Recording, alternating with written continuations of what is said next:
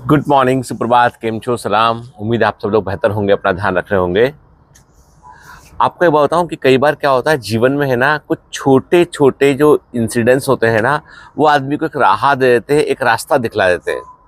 जैसे आपने देखा होगा कि ऑपरेशन सिंदूर में जो है एक विंग कमांडर व्योमिका सिंह जो है वो भी प्रेस कॉन्फ्रेंस में मौजूद थी। उन्होंने बताया कि कैसे जो है वो ऑपरेशन सिंदूर को कैरी फॉरवर्ड किया गया, किस प्रकार से उसको पूरे को कंडक्ट किया गया उसको। तो उनके बचपन की एक कहानी मैंने अभी कल परसों जब देखा, उनके बारे में गूगल किया तो एक कहानी मिली कि वो जब छोटी 6-7 क्लास में रही होंगी, छोटी क्लास में रही होंगी, तब किसी ने पूछा, उनकी टीचर ने उनसे पूछा कि तुम्हारा नाम क्या है। तो उन्होंने नाम बताया अपना, व्योमिका सिंह। तो टीचर ने पूछा कि व्योमिका का मतलब क्या होता है। तो उन्होंने बताया वो जो आसमान में रहता है, व्योम का मतलब होता है आसमान, व्योम का मतलब होता है आसमान, आकाश। जो आकाश में, आसमान में रहता है वो व्योमिका कहलाते, उसे व्योमिका कह सकते हैं, ठीक है। तो उनकी क्लास के किसी बच्चे ने पीछे से जोर से हंसते हुए बोला, इसका मतलब तुमको तो हमेशा आकाश में रहना चाहिए, आसमान में रहना चाहिए। ये बात उनके जहन में चली गई, उनके दिमाग में ये बात घर कर गई। और वो जब उन्होंने जो है अपना इंजीनियरिंग पूरा किया, उन्होंने अपना जब डिग्री लिया, उसके बाद उन्होंने सोचा कि उनको जो है वो मिलिट्री में जाना है उनको, और स्पेशली एयरफोर्स में जाना है। और एयरफोर्स में जाकर वो जो है वो विंग कमांडर बनी वहाँ पर। और जो हेलीकॉप्टर जो हमारे सबसे अधिक एडवांस जो कॉम्बैट हेलीकॉप्टर हैं उनको वो उड़ाती है। और उन्होंने कई सारे रेस्क्यू मिशन किए, कई सारे ऐसे मिशन किए जो बहुत ही कठिन थे, यहाँ से लोगों को बचाना बहुत मुश्किल था। हेलीकॉप्टर की मदद से उन्होंने वो भी किया है। और हेलीकॉप्टर्स बहुत इंपॉर्टेंट होते हैं कॉम्बैट के दौरान, ठीक है। वहाँ पर रसद पहुँचाना, वहाँ पे वेपन्स को पहुँचाना, बहुत सारा काम हेलीकॉप्टर करता है। ऐसी जगह पे जहाँ पे नॉर्मल फाइटर प्लेन या कोई दूसरा जो है कार्गो जहाज जहाँ नहीं पहुँच सकता है, वहाँ पर टफ इन्वायरमेंट में भी जो है वो ऐसी अलग कठिन परिस्थितियों में जो है वो हेलीकॉप्टर वहाँ पर रोल प्ले करते हैं। व्योमिका सिंह जो है वो भारत की सबसे अधिक सेलिब्रेटेड जो है विंग कमांडर में से एक है। तो मैं केवल इस बात को, मेरे दिमाग में ये बात घर कर गई कि देखो, आप एक नाम का मतलब पूछा, उस मतलब को जस्टिफाई करने के लिए उसने एक पैशन को दिमाग में, उन्होंने एक पैशन दिमाग में डाल लिया और वो अचीव कर दिखाया। तो होता यही बेटा कह रहा कि हम लोग जो है वो कई बार, है ना, हमारे साथ जो छोटी मोटी घटनाएं घटती है ना, कई बार हमको वो बड़ी प्रेरणा दे जाती है। अब कल जैसे मैंने कहा ना आपसे कि बहुत सारे बच्चे, जब भी कभी मैं कुछ बोलता हूँ नीट के बारे में, बच्चे बोलते हैं सर आप उकसा रहे हो हमको और अटेम्प्ट देने के लिए, आप उकसा रहे हो हमको ये। अरे भाई मत, तो कौन तुमको, मैं तुम्हारे घर आके फॉर्म भर दूंगा क्या तुमसे जबरदस्ती में पैसे निकाल लूंगा, या तुमको मैं क्या कर दूंगा तुम्हारा मैं। अरे भाई मैं तुमको ये बोलता हूँ कि तुम दुनिया में कुछ भी बन सकते हो, पर तुम डॉक्टर नहीं बन सकते हो, तुमने नीट का तैयारी छोड़ दिया तो, ठीक है। और नीट का तैयारी तुम बोलते हो कि साहब मैंने 5 बार अटेम्प्ट, 6ठा अटेम्प्ट तुमने, मैं एकदम कड़वी बात बोला, तुमने 5 साल बर्बाद किए हैं टोटल। बीएससी के साथ के अटेम्प्ट को मैं काउंट नहीं करता हूं जनरली, यदि आप बहुत सीरियस होकर नहीं पढ़ रहे हैं तो।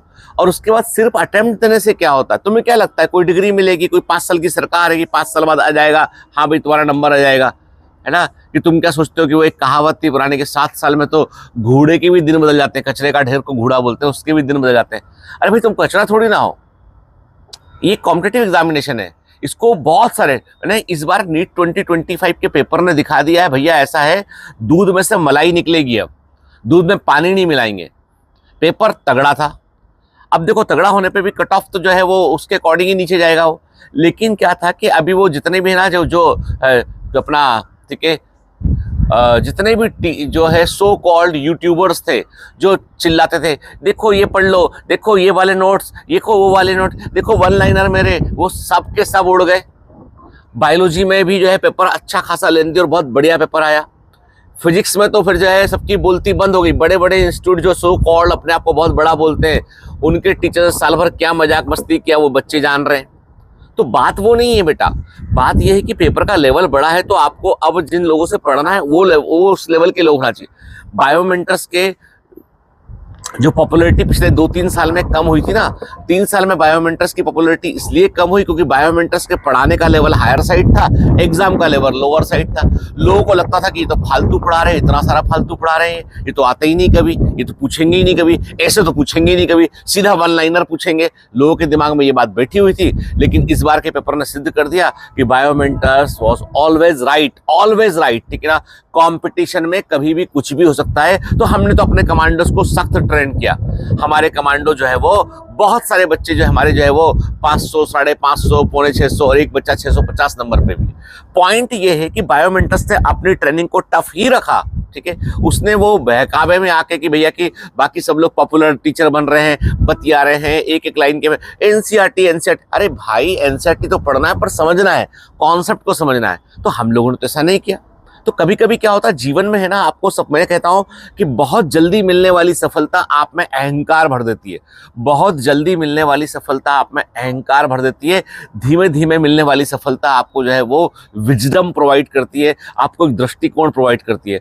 बायोमेंटर्स ने जितने, मतलब मैं कहता हूं कि जितना टफ टाइम पिछले 3 साल में तो बहुत बच्चे पढ़ते थे, लेकिन बाकी लोग जिस तेजी से आगे निकल रहे थे ना, क्योंकि उन्हें कुछ करना नहीं था, स्टेज पे आके कोर्स लॉन्च करो, डांस करो अपना, उसके बाद बच्चों को जो है एनसीईआरटी वाली लाइनें बांच दो, काम खत्म हो गया। अब लेकिन पेपर ने बता दिया है कि टीचर, रियल टीचर उसी की वैल्यू है, ठीक है। बाकी दीदी भैया युग की समाप्ति हो चुकी है, दीदी भैया के युग की समाप्ति हो चुकी है।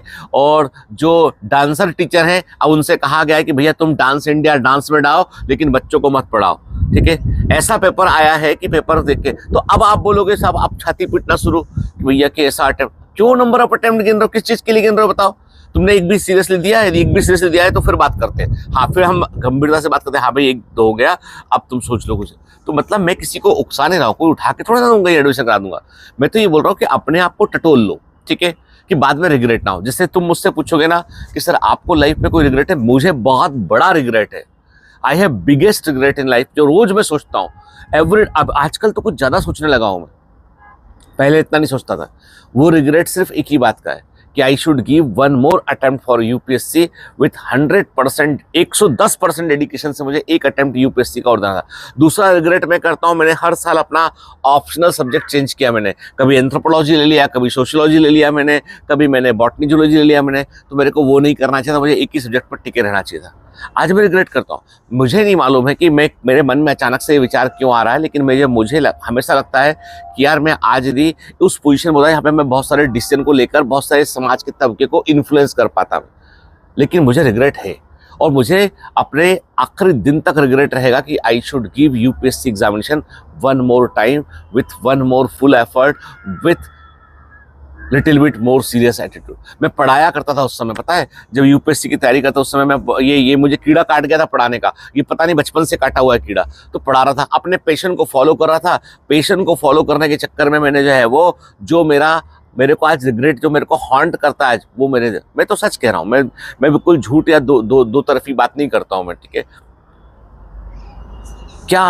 क्या आपके दिमाग में सर आपको क्या रिग्रेट नहीं होता कि आपने डीएम क्यों नहीं किया या आप और आगे क्यों नहीं पढ़े? नहीं, उसका रिग्रेट वाकई में नहीं होता है। मतलब डॉक्टरी के फील्ड में आप बोलो ना, तो मैंने एमबीबीएस किया, फिर मैंने masters of medicine CMC Vellore से कर लिया मैंने। उसके बाद मैंने पीजी डायबिटोलॉजी जॉन हॉपकिंस से किया, मास्टर ऑफ पब्लिक हेल्थ भी किया मैंने। मेरा मन किया तो एमबीए भी कर डाला, ठीक है। मेरा मन किया तो डिप्लोमा इन जेनेटिक केयर भी किया मैंने, ठीक है, कोची से किया हुआ है मैंने। मेरा मन किया तो मैंने डायबिटीज का डिप्लोमा यूके से भी किया। मेरा मन किया मैंने कार्डियक इमरजेंसीज का भी डिप्लोमा, इतना सारा मैंने किया अलग अलग हिस्से। लेकिन मेरे मन में वो जो ना सुख की फीलिंग होती ना, वो नहीं आ पाई कभी। वो रिग्रेट कभी खत्म ही नहीं होता यार, पता नहीं क्यों ऐसा है।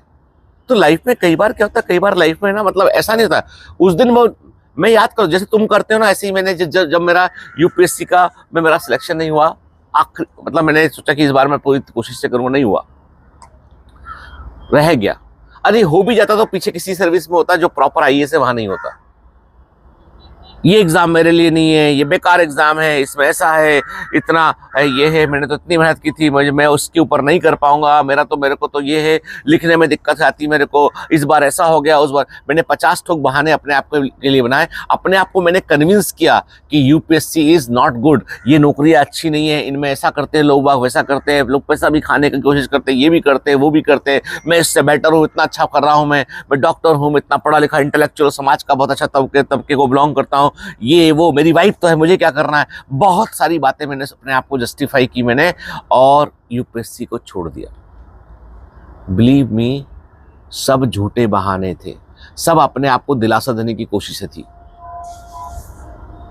दिल के कोने में रिग्रेट तो है बॉस, अब तुम कुछ भी कह लो इसको, असफल बोलो मेरे को, सफल बोलो मेरे को, मुझे नहीं फर्क पड़ता, लेकिन मुझे फर्क पड़ता है कि यार मेरे मन में जब अकेला बैठता हूँ, मेरे मन में वो टीस रहती। जब भी कभी अपने दोस्तों यारों को देखता हूँ जो आईएएस है, आईपीएस है, देखता हूँ, टीस रह जाती है। अमनदीप सिंह कपूर, हम लोग जो है एक साथ रूम में रहा करते थे ना, तैयारी के दौरान कई बार साथ बैठ के पढ़ते थे, वो आज आईजी है कहीं पे, पता नहीं है। मेरी वाइफ भी अफसर है, बहुत बड़ी अफसर है, लेकिन मैं उसको अलग रखता हूँ, अपने आप को अलग रखता हूँ।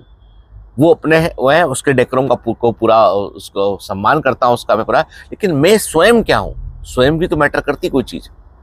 तो इसलिए बेटा है ना, मतलब जिंदगी में इम्पल्सिव होकर डिसीजन मत लेना, जस्टिफाई मत करना, कागज में लिख लेना कि दोबारा देखूंगा नहीं, सोचूंगा नहीं इस बारे में बैठ के। जीवन के अंतिम दिन पर ये चीज़ नहीं सोचूंगा कि ये मुझे करना चाहिए था, ये मैंने नहीं किया। याद रख बैठ के, सबसे बुरा होता है भूत है, ये भूत पीछे पड़ जाता है। मेरी वाइफ मुझे कई बार बोलती है कि तुम तो इतना अच्छा कर रहे हो, तुम्हारा इतना नाम है, इतना नाम तो मेरा नहीं था, तुम्हारा नाम है, तुम क्यों ये पुराने पास्ट में जाके हमेशा सोचते रहते हो। मन नहीं मानता। वो कहती तुम पॉलिटिशियन बन जाओ, मंत्री बन जाओ, आईएएस के ऊपर होता है। मैंने कहा यार नहीं, ऐसे कैसे मंत्री बन जाओ, कौन सा मोदी जी टिकट दे रहे हैं, ठीक है। मुद्दा ये नहीं, मुद्दा ये है कि जीवन में जब भी निर्णय लो ना बेटा, तो बहुत सोच के निर्णय लो, ठीक है ना। मैं तुमको उकसाने या तुम्हारा अटेम्प्ट बढ़वा के तुमसे थोड़े चंद हजार रुपए लेके तुमसे मैं कौन सा अंबानी बन जाऊंगा, आजू बाजू में रहते हैं अंबानी जी के, ठीक है, कौन सा मैं अंबानी बन जाऊंगा, कौन सा मेरे जिंदगी भर का मेरा तुम ठेका ले लोगे, कौन सा जिंदगी मेरी चल जाएगी उससे। तो तुम्हारे कुछ चंद हजार रुपए के लिए या एक आध लाख जो भी फीस होती है ऑफलाइन, उस फीस के लिए नहीं बोल रहा हूँ मैं, ठीक है। ये जो भूत मेरे पीछे पड़ा है ना, इस भूत से बचने के लिए बोल रहा हूँ, दिल से कह रहा हूँ ये बात में। चलिए, have a great day, all the best, bye bye.